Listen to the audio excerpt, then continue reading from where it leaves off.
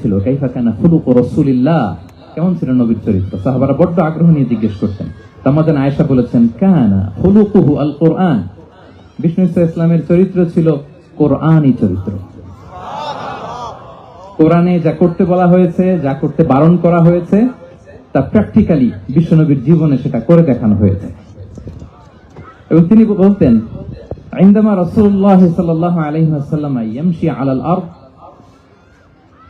كأن القرآن يمشي عليه, বিষ্ণু ইসলাম যখন রাস্তা দিয়ে হেঁটে যেতেন as if a living Quran is walking on the street, মনে হতো একটা জীবন্ত কোরআন রাস্তা দিয়ে হেঁটে যাচ্ছে। এত সুন্দর ছিল বিষ্ণু ইসলামের চরিত্র।